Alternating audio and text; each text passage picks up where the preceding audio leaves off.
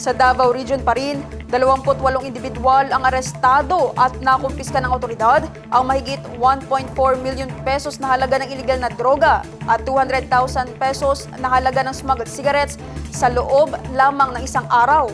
Ang blotter sa report.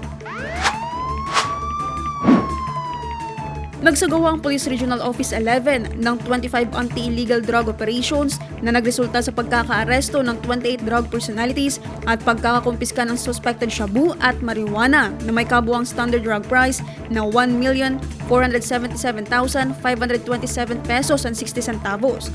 Kabilang sa mga naaresto sina alias John, top priority illegal drug personality, matapos makumpiskahan ng hininalang marijuana na nagkakahalaga ng 626,400 pesos sa isang buy-bust operation sa Barangay Talomo Proper, Davao City.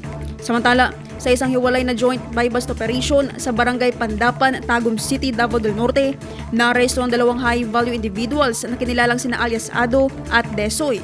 Matapos makumpiskahan ng hinihinalang shabu na nagkakalaga ng 374,000 pesos. Bukod dito, nagsagawa rin ng Pro 11 ng 141 anti-smuggling operations na nagresulta sa pagkakaaresto ng 36 na katao at pagkakakumpiska ng smuggled cigarettes na may tinatayang halaga na 200,800 pesos.